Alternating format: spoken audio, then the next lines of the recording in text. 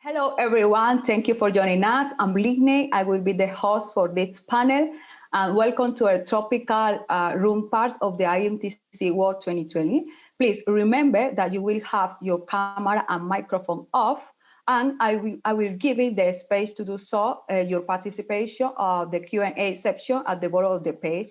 Today, we have the topic in this section, the Getting Digital Ready for Post-Pandemic Recovery. And we have for moderator, Mr. Amir Abedi, and the panelists, we have Sidharth Gautam, Nadeem Quershi, Richard Spink, and David Lambert. I will let you start, moderator. Please, Amir Abedi.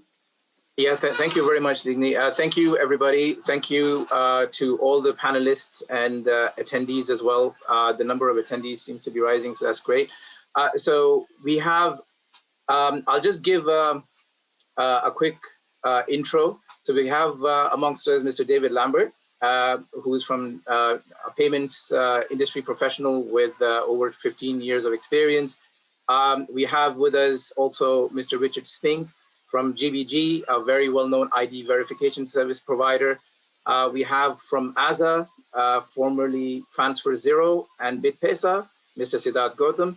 And we're also joined by USI CEO and founder, Mr. Nadeem Quershi.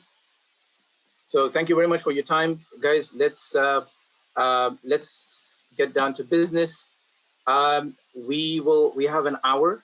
We have quite a lot of questions to cover, and we also need some time, make some time for the Q&A session at the end. So in order to do that, if I just wanted to, just a caveat, if I don't intend to be rude, but time, we have to follow the time. So if I could ask a question to you, I would request that you limit your question to a minute or two, so everybody gets a chance to speak. We have a lot of ground to cover. So first question is to Nadeem. How do you see the future of the payments industry evolving, given the pandemic situation that we're in? Hello, thank you for having me participate in today's discussion.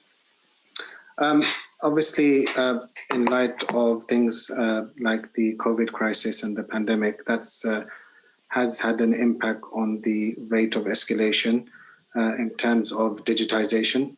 We had the previous way of processing payments were quite manual based. But in light of the pandemic and the things like social distancing, we've been, I think, sort of forced into making sure that our processes are more digitized. So in terms of our normal way of processing, we will definitely be seeing a change in the short to long term. You will not have queues outside small MTOs in terms of retail spaces, and the digitization is going to be obviously escalating at a rapid pace. Okay. Great. On that note, so people are always talking about the number of traditional branch-based transactions going down, and digital transactions via online portals and mobile apps going up. Question for David and Sidharth. David, if you could go first, please. How do you see the digital channel fees changing for merchants, for MTOs? Do you see the fees going down or up over the next 12 months, as the MTOs shift from agent to digital channels? And the same question for Sidharth. If I could request you to keep your, the response to 2 minutes, please. Yeah, sure. So it's a great question. I mean, we operate in a very competitive market when it comes to MTOs. And as a competitive market, you're going to find that there are lots of different payment processors offering lots of different fees to lots of different providers. The fees themselves are always coming down. The volumes go up. The risk controls that go into running international payments online are so advanced these days that actually the risks online become less and less and less. And therefore, when you're talking about lower risk payment processing, the margins, as always, are razor thin. I do see already today fees online very, very, very tight, almost near rock bottom. What's interesting about it, of course, is that there is a rock bottom position once you factor in the card scheme and the interchange costs. Where it's going to become interesting in the future of digital is around open banking, which effectively blows everything open, which I'm sure we'll discuss, at some point during this panel session. But actually, of course, that starts to remove the baseline costs and go down even further. There is no doubt in my mind that we are in a competitive environment. It's a healthy environment. There's lots and lots of volume within money transfer online, and therefore the fees will always be closing down. But let's bear in mind, we are all in this to make some money, and we are all in this to actually help each other, I suppose, as well, because everybody has their own different corridors. So whilst the fees come down, let's bear in mind that everybody is in business to, for the same goals. A good response, a lot of optimism. That's great. We need optimism. Same question to Sidharth. Yeah, so thanks, Amit. It's been a pleasure to be part of such august panelist. Thanks for that. And I couldn't agree more with Richard on this. One thing which we all need to understand is today 70% of the market, of the remittance market, is cash to cash. So what we are talking about here is the balance 30%. Which is the digital.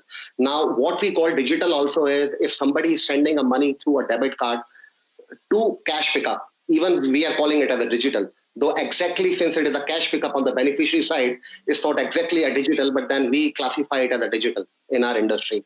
So I clearly see that the fees is, because of the increase in the interoperability, the fees will surely go down.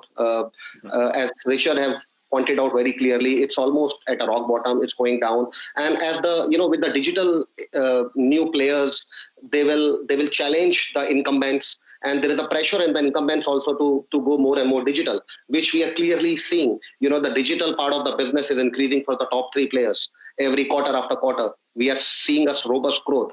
So yeah, the fees will definitely go down, and it's already moving southwards, and we will further see as this pie of 30% will increasing and the 70% will reduce, we will see the fees will further go down over a period of next 12 to 36 months. Ahmed. Okay, great. Thanks, Sidharth. So as we move digital, of course, we're talking about MTOs changing their business models. It also means that the supply chain members that are part of the remittance equation will change as well. So now we're entering the realm of payment gateways, payment processors. Similarly, we're also entering online ID verification providers, eKYC, eAML, et cetera, So I would like to bring in Richard here and get his take on this. Richard, how does the KYC, AML, and the ID verification landscape change over the next 12 months? Do you foresee higher uptake of MTOs here as they go digital? I think MTOs, again, it goes back to from an MTO's point of view, what are they trying to achieve when they run a compliance process? Because there's a difference between running a process and being compliant, and our experience is that some businesses will want to take that seriously, and other businesses will want to pay lip service to it. And there's 2 reasons for that. One is there's a cost to being compliant, and the other reason is there is a proliferation of vendors out there. So when I started in this world in the UK, there was maybe 7 or 8 vendors 10 years ago. There's probably 50 in the UK, and globally probably north of 400. So if you're out there trying to make a decision as to how do I source the right software to remain compliant, you've got a massive choice.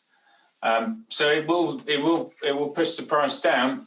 The other thing that's happening though at the same time is that not everyone, but businesses are talking about digital ID. So the point to make again is the technology to digitize identities is there, but the confidence to accept them isn't.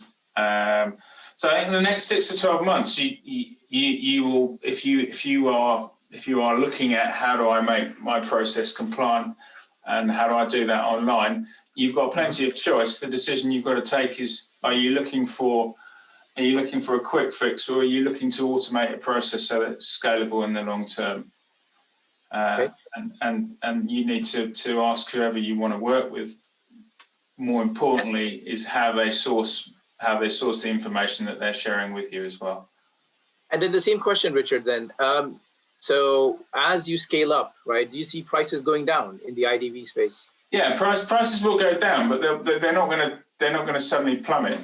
You know, the price point is a market. I mean, David referred to this. There's a point at which we won't go below, and then there is the point that, you know, if you're a small MTO and you're working in an established community in a certain location, you will have a cost of current process, and then you'll have a cost to go digital, and you'll find that if you go digital initially, that will cost you more than your existing process. So that you have to bear that in mind. The price point will come down over time. There's no doubt about that. But then the technology you choose to invoke will change over time. So people are looking at biometrics now.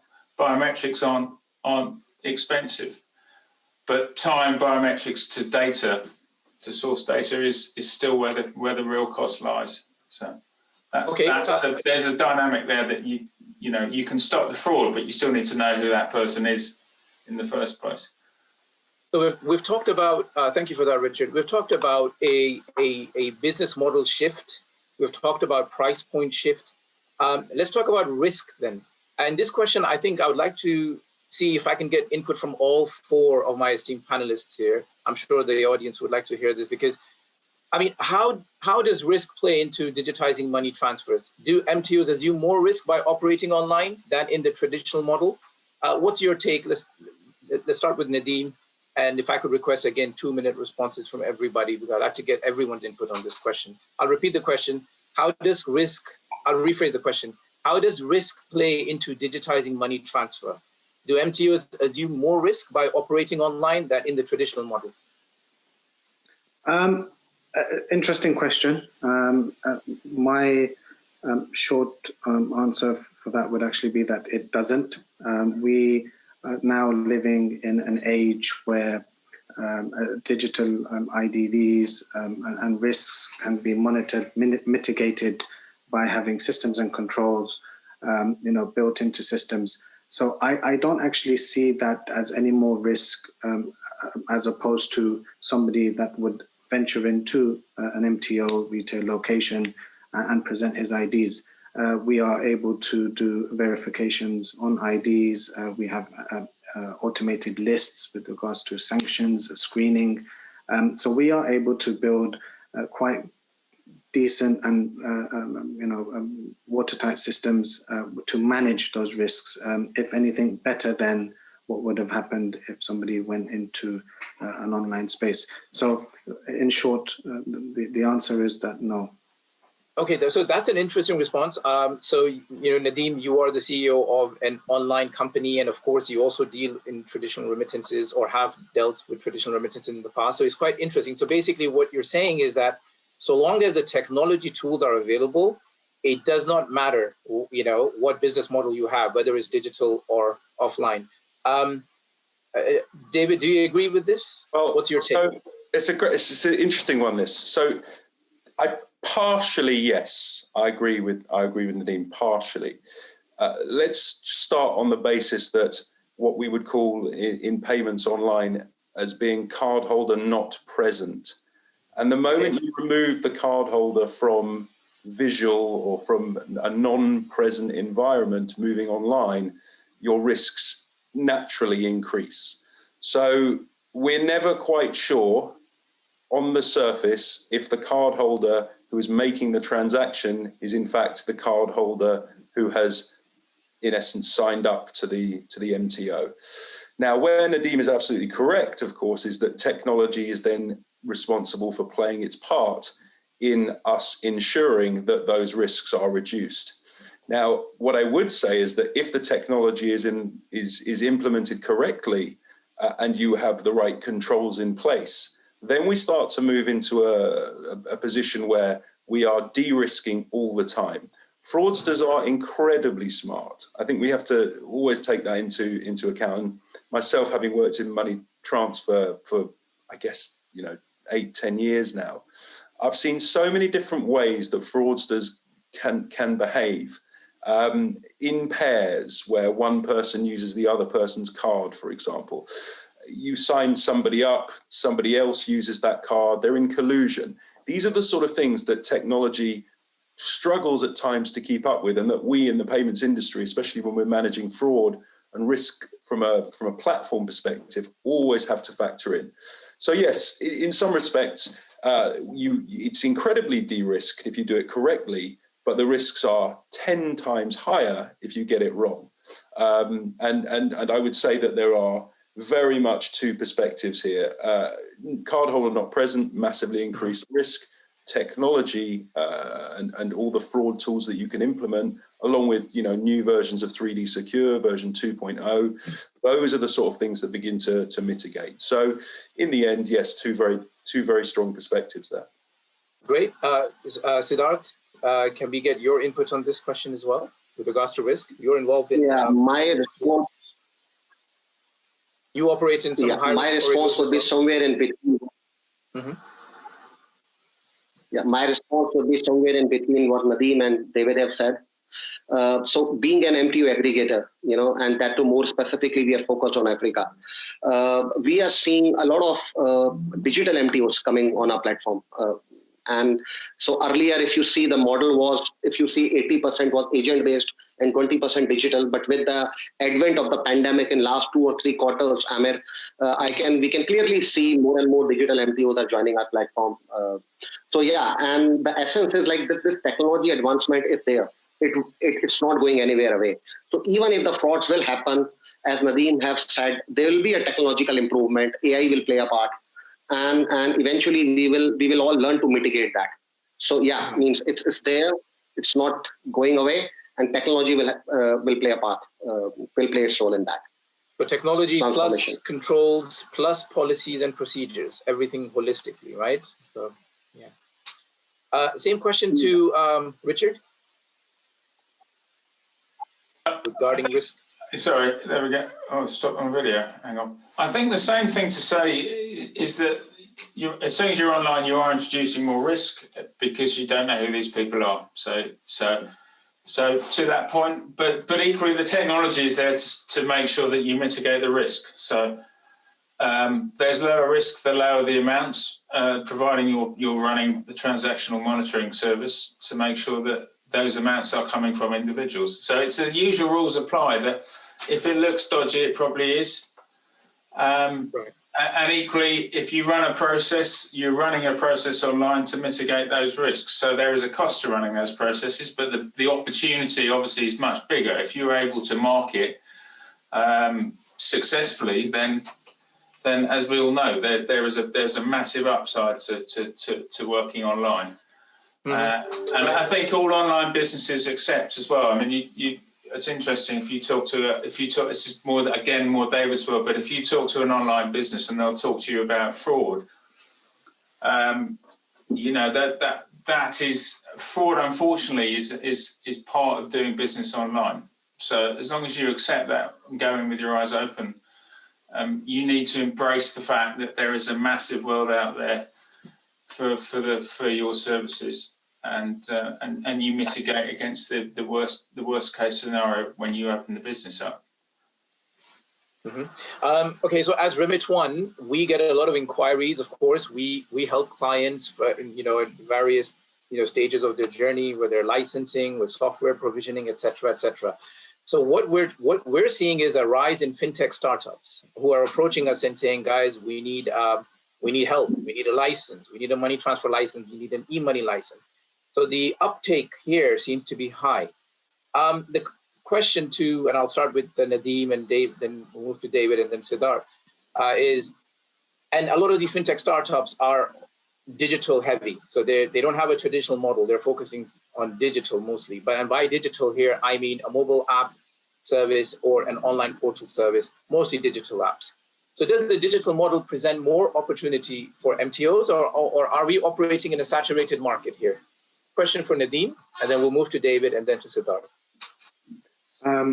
Good question. Again, I think the amount of conversions or MTOs which have gone digital in the last 9 months is probably more than what's happened in the last few years. And primary reasons are things like COVID.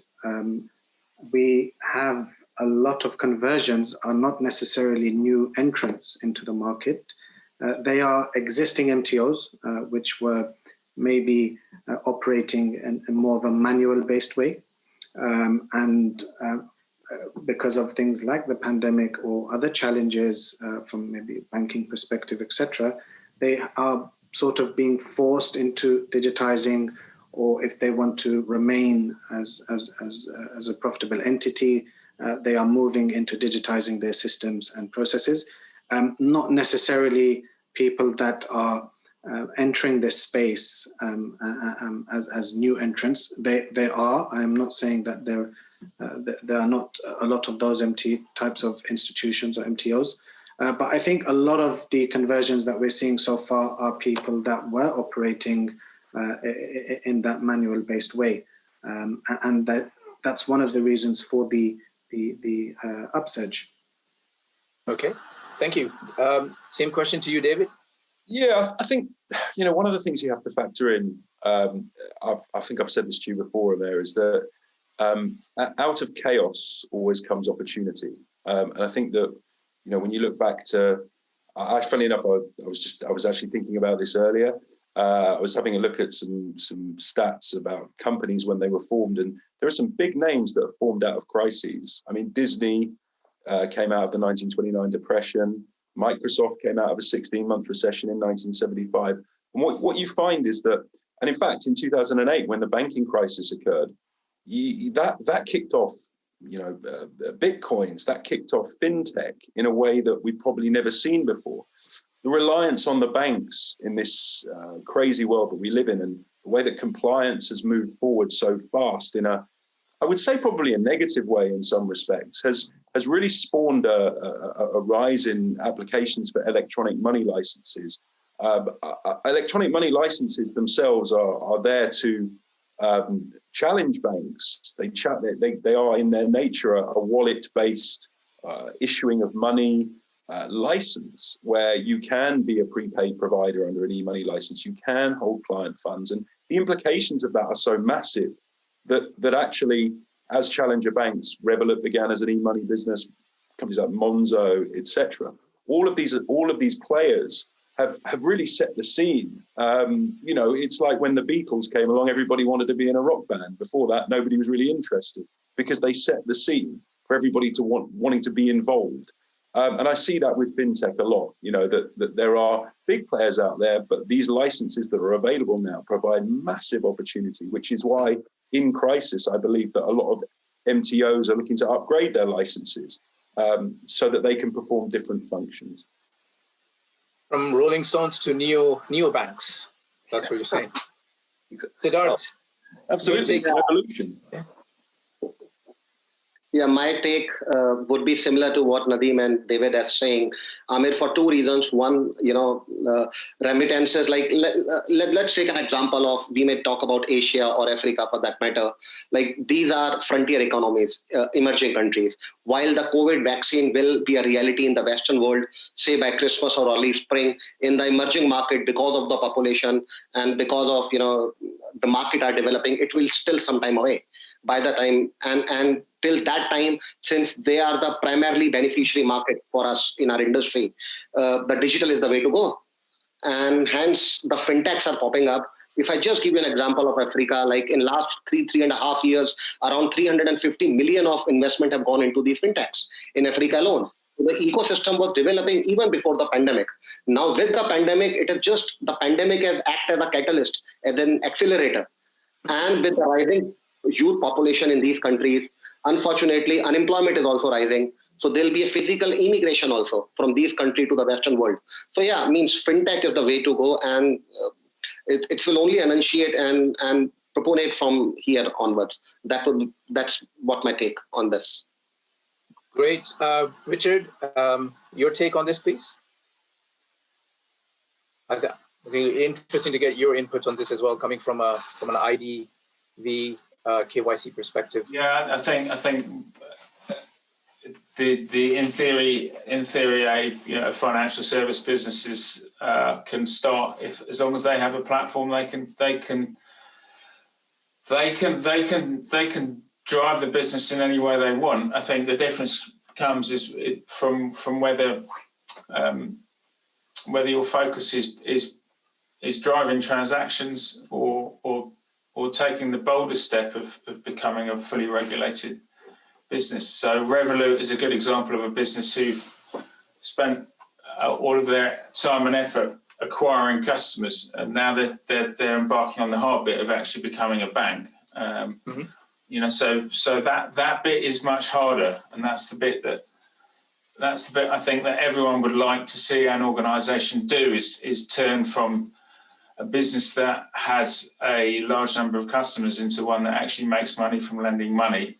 And isn't an established player, and it's much harder. I think it's been much harder around the world. If you look at examples of that, there aren't that many. It's easy. It appears to be easier to do from a B2B point of view than it is from a B2C point of view. So consumer-facing brands that have also become established institutions in a short space of time, they'd be familiar names, but they won't at this stage have done much more than acquire customers and soaked up investor money. So there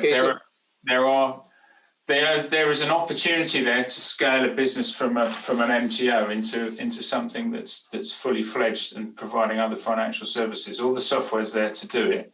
From a regulatory point of view, it's very clear what you have to do. Equally, there are obviously some locations where it still feels like it would be easier to do from than others as well, because of the regulatory process. So we've discussed MTOs. We've heard David and Nadeem mention e-money. We've heard neobanks, the word neobank. So we talked about Starling Bank, Monzo, the likes of Revolut, etc. What's happening to the space, guys? I mean, are we seeing MTOs evolve, into these neobanks? Is that do you see this, or are we saying that the pie is quite big and each will have its own role and they will settle it comfortably in their own well-defined territories without, traversing the boundaries? What's your take on this, Nadeem? Okay, so in short, we are seeing the more established MTOs move from conventional standard payments into things like e-money type, wallets, and these types of functionality as part of their growth plans. But generally, we will be seeing some form of consolidation amongst the larger MTOs, and that's because the smaller MTOs do have their own limitations when it comes to their growth, and it could be because of a lack of financial capital and sort of these types of risks which they come with. But in the larger sense, the e-money, the larger, more established players who have access to more resources in-house, whether it's tech or better frameworks, would be the ones that will be moving forward and progressing. Okay, so you touched on consolidation. This was going to be my next question, but okay. So in terms of, I'll just add this into the mix here and just pose a question to David then. So keeping in, David, there's a lot of consolidation happening. A lot of payment institutions, SPIs, APIs, for those in the UK, of course, we're familiar with these terms, but for those who are not from the UK, these are basically just MSB licenses with certain rights and privileges for money transfer companies. A lot of SPIs and APIs are going for e-money, and there are two types of e-money licenses. David, do you see this trend continuing? And again, do you see these entities crossing boundaries or competing with each other? Where do you see the state? One thing, sometimes I'm an outsider because I operate a payment gateway, a payment platform, where it's sometimes good to have that perspective where I'm not immersed deeply inside the money transfer sector, but I advise, I consult, and I work with several different money transfer companies, many money transfer companies. And one of the things that's interesting is that I see from my perspective is that everybody has their strengths and their positions in the market. And if you look under the bonnet at a lot of these providers, you know, if you look at companies like Small World's a good example of this actually, where they work with so many smaller MTOs, you know, to provide, say, payouts on that side of things. You look at Azimo, and they rely on a number of different partners to help them get into certain parts of the world. No one can do everything by themselves as one complete unit. And so where consolidation is interesting for me and licensing is interesting for me is that it's always a positive, because actually, you know, every single MTO out there is trying to do something relatively unique. And, you know, I've worked with plenty over the years. One guy in particular who has moved, who's very strong in the Philippines corridor. And I said to him, you know, you do such good business. Are they interested in moving to other parts of the world? And his answer was no, because that is his corridor. That's where he specializes. And somebody like an Azimo or whoever may come in and look at his business and say, that serves us very well. He has the network, he has the technology. And when you look at companies like Western Union, on an even higher level, they'd be looking at the TransferWises and the Azimos to accentuate what they're doing, because their technology probably isn't as good as these other businesses, these digital-only businesses. So consolidation is 100% on the roadmap for everyone, I'm sure, because it helps them get into new regions, because it helps with the technology. My fear about consolidation always is that it actually shrinks the competitive element of any industry. And that's one thing that I find a little concerning, but I think that's a little further down the line to be worried about. It is healthy, in my opinion. Thank you. Sidharth, your thoughts on consolidation? Yeah, I'm saying it's already happening. It's already there. Like around 2.5 months back, Balramit acquired Sandwave in 500 million. The second, which we heard around 3 weeks back, is Paystack acquired by Stripe in 200 million. And both of them are very, very Africa-centric acquisition. And primarily the acquisition is for growth. It's not for, you know, so it's a growth acquisition for them. So yeah, means it's very much there. And those of you who are following the NASDAQ and the stock market, if you have seen the MoneyGram share have gone up from $3 to $9 in last 2.5 months.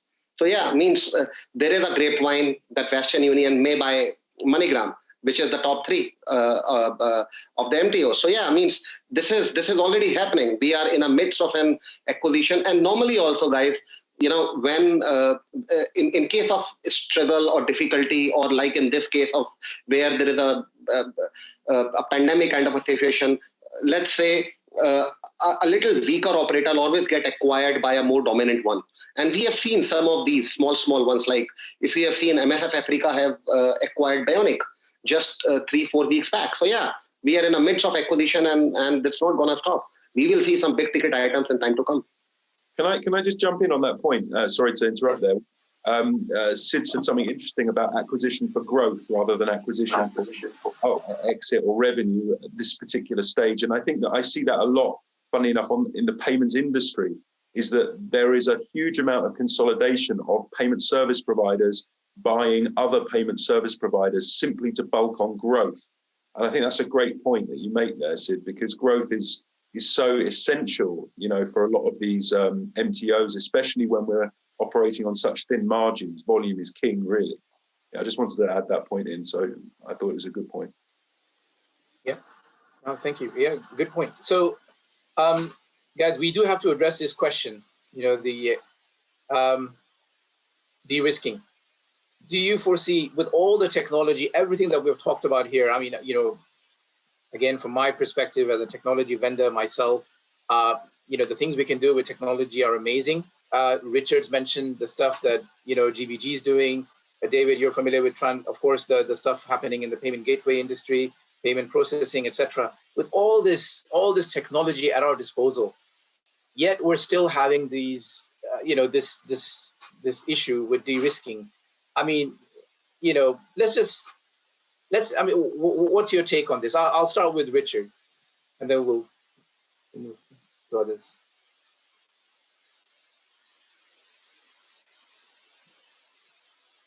The de-risking piece is interesting. When you say de-risking it, there is a risk. I mean, if you know, our world is dealing with helping companies trade online, and de-risking it in terms of making it easier to identify people is what we would try to deliver. To provide more tools, not just us, obviously, but businesses in our space as well. It's about making it easier for people to transact online, and making it easier for MTOs and businesses within that world, however they're regulated, to hook into software to make that process easier. So de-risking the way. Sorry, Richard. Let me define de-risking from the MTO's perspective. In short, de-risking means no bank account. Yeah. No bank account. Okay. Yeah. Okay.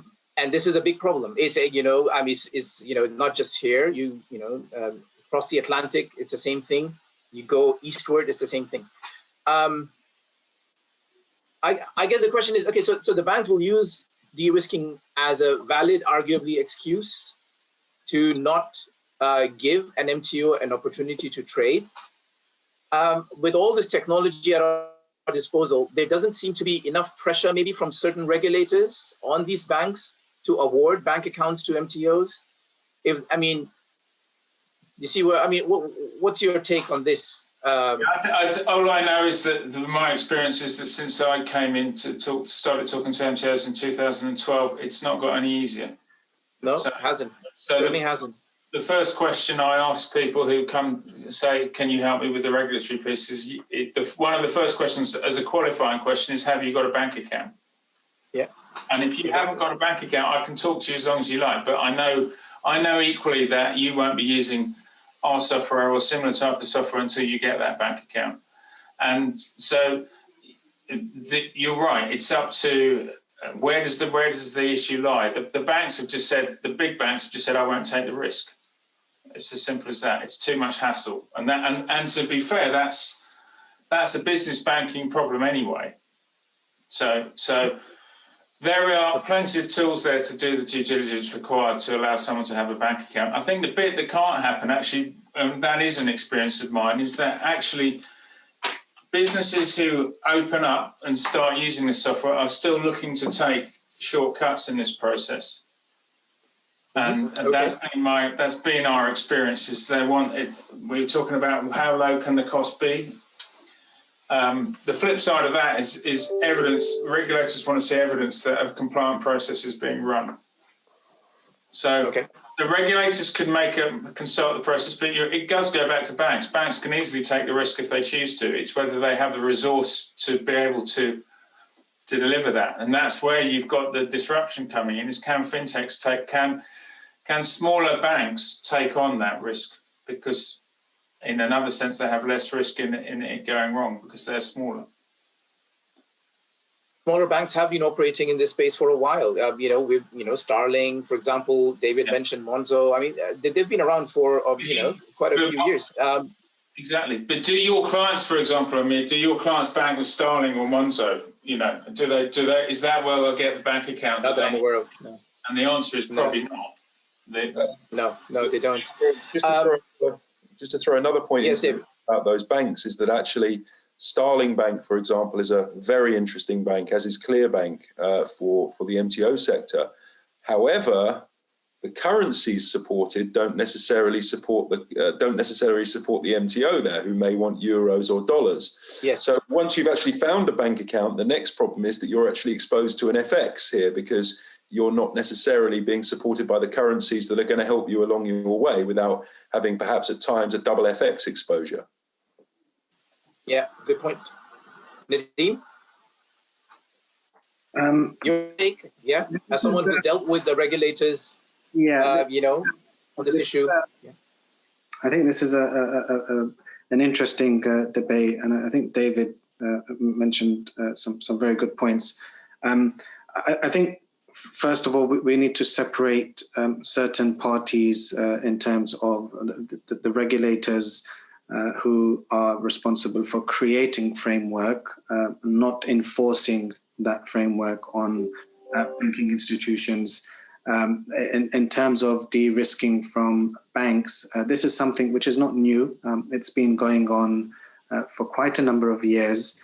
We first had the major institutions that were the first to announce a complete exit from the MTO space. And at the end of the day, from a bank's perspective, it comes down to purely risk to reward.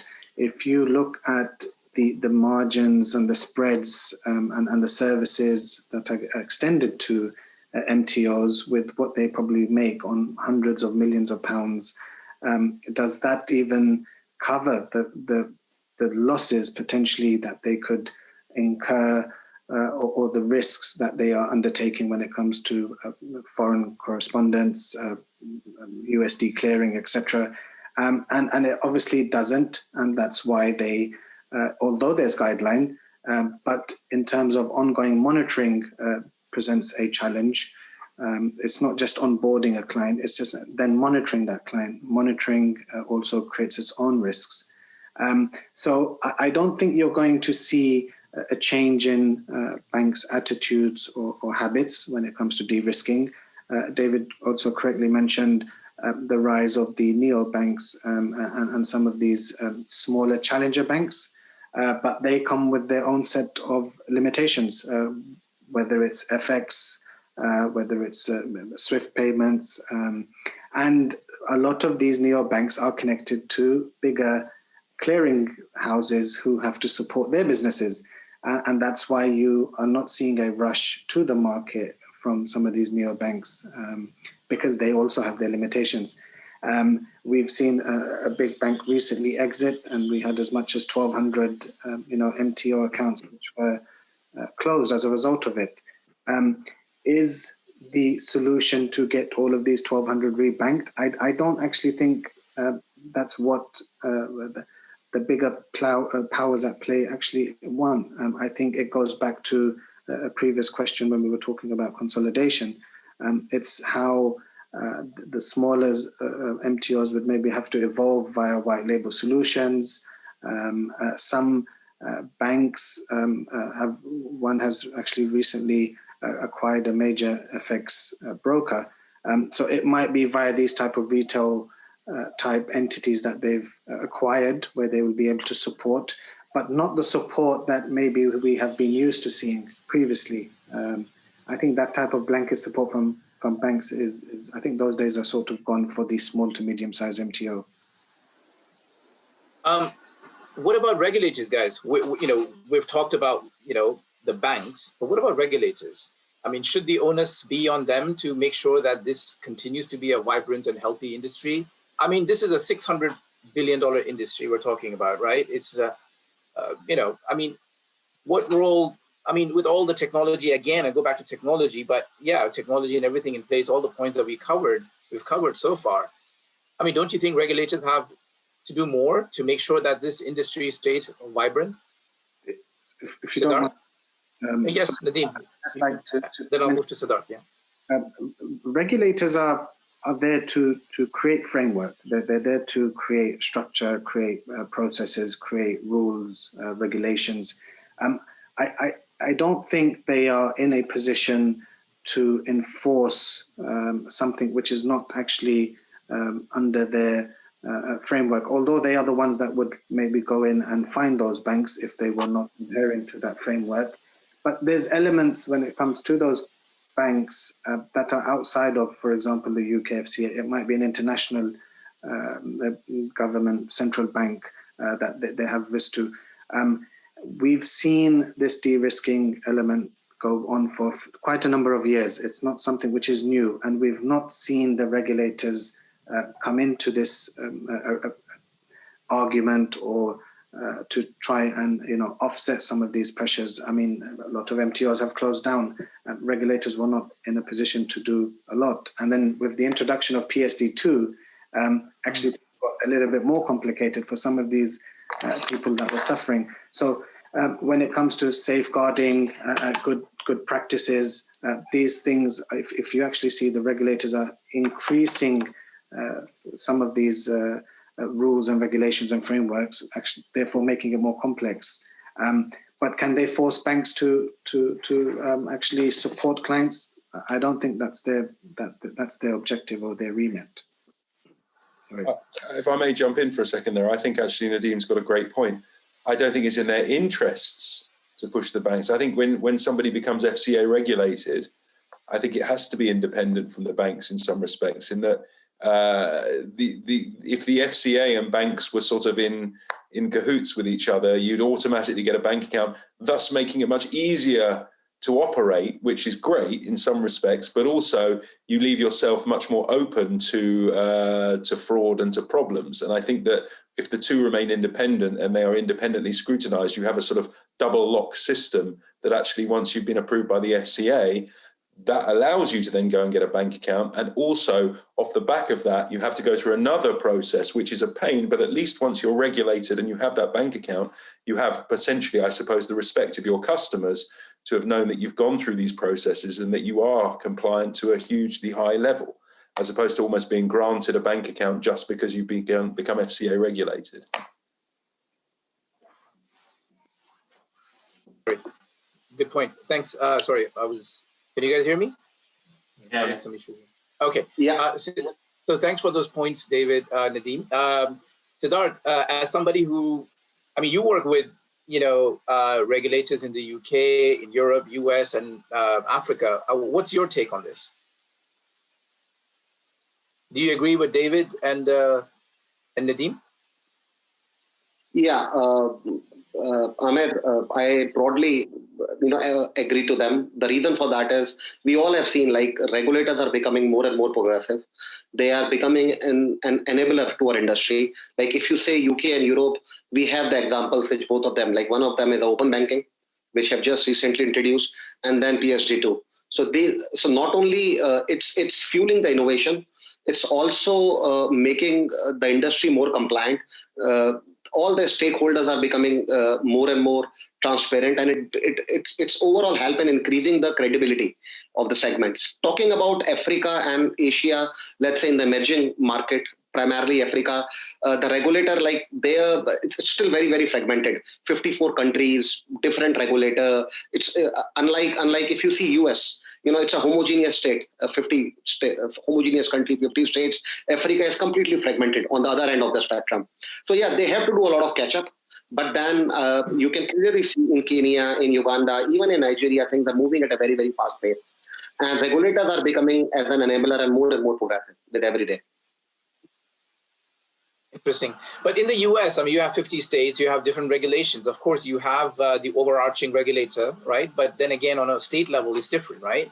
Makes it, the rules, the policies, everything is different, state by state. Yeah, just a comment, yeah. I've just got a comment from Pascal. She's reminded us that we have a session tomorrow. So talking about regulators, the European Commission is currently working on improving the lives of MTOs. That's great to hear. Tune in tomorrow at 3 in the same room, actually, tropical room. And we'll be talking about this with the European Commission. So that's great. That's just a message. I think it's, in terms of the main questions that we wanted to cover, I think we've covered them. This is a question for all of you. We've got another 5 minutes. I think we're happy to take questions from the audience. If they start coming in, I'll start reading them out. Until the questions come in, a question for all the panelists here. Our industry has various supply chain members, so we have all the supply chain members here actually on this panel. You have a technology vendor like Remit1, I'm representing. You have you have an aggregator represented by Sidharth, payment processor represented by David, ID verification provider by Richard, and an MTO by Nadeem. Where do you guys see the biggest innovation happening, moving forward? And well, obviously, let's try not to be biased. But I know there are more, payment, supply chain members. It's not just us 5 in the equation, but some thoughts on innovation. I think that's always good. Innovation is always good. Yeah, yeah, David. Yeah, you can start. Sure. Whoever wants to start. Yeah, I think some of the biggest innovations that are going to come are. I've worked in payments for quite a long time, as you mentioned at the start. And one thing that's interesting is it's an ever-evolving industry. Every single day, there's a new payment method. There's a new way of doing things. There's a new market that can be exploited. And I think that for me personally, and I know we've discussed this in the past, I think that once the blockchain technology is crossed over into the mainstream, and it will take a player like Apple or a Google or something to humanize it, because we hear the words blockchain, and I'm sure that there are people who have heard that word but don't actually understand the functionality. People who hear the word Bitcoin and Ethereum and other such crypto and altcoins who maybe understand it to a greater or lesser extent, but who would understand it once it's presented and packaged up in a nice white box with an Apple logo on it. Great. Once those technologies really kick in and people understand the capabilities of what happens here, the Visa and MasterCard's own position is under potential threat. There are ways to move money more quickly. If you ever look into a man called Don Tapscott, he humanizes on one of his lectures the use cases for smart contracts, Ethereum, Bitcoin, and blockchain, where you can effectively move money as fast as you can send an email, the internet of value. That is, for me, the big change that has to come. In a secure and clever way, blockchain can move money in the same speed that you can send an email, and that's going to be the big breakthrough. That's the innovation. So I think Don Tapscott's the one. I'm not sure. Maybe I'm getting confused with somebody else, but I think he's the one who said blockchain is the next internet. So a lot of innovation, of course, happening. It's happening right here, at our doorstep in the fintech space that we operate in. Nadeem, your thoughts? Where do you see innovation happening? I would agree with David. I think one of the biggest excitements is around blockchain, digitization of tokens to make payments instantaneous, but also around digitized prints in terms of digital KYC, simplifying processes for consumers. They do not want to go through odious onboarding. So I think simplification is going to be a key in terms of ensuring that not only funds are instantaneous and that they do not finish at the point of collection or deposit. So this is where you would then have digital wallets and additional services which can be extended to existing customer bases, as opposed to just providing an end-to-end. So in terms of customer retainership, I think a lot of people will look at using this customer flows to see what other elements they can add on. Okay, great. Yes. My 30 seconds to that would be quickly. I have a little contrarian view as that of David. I don't think so. Blockchain have a stellar role to play in cross-border payment. Like the case in point is Santander itself has invested in Ripple, and now they have moved away from Ripple for the cross-border payment. So yeah, to me, the greatest innovation will happen in the last mile distribution. 70% of that is still cash in the emerging market. That is where there is an infrastructure issue. People have to walk miles to get the money. That is where the last mile infrastructure innovation has to happen by the payment, by the banks, or whether it is the agent network. That is where I will put my money there in terms of infrastructure. Great. Yeah, that's great. Just when we're about to have a fight, unfortunately, we have to end the discussion, guys. That's a shame. But anyways, it was a great discussion, guys. Thank you very much for your time. And Digni, can you hear us? Do we just log off or? Yes, I will do it after. I would like to say a big thank you to the moderator and panelists and all our attendees. As a reminder, MTC is part of the Platinum Network. This brand was developed to bring together a growing community. members of the global international money transfer, remittance, and cross-border payments industry through the conference and events where industrial colleagues can network, partner, learn, and share information. Please also remember that you can become a member of the Platinum Network. I will see you in the next section. Thank you so much. Thank you. Goodbye. Thank you very much, everybody. Thanks, Amir. Take care. Bye-bye.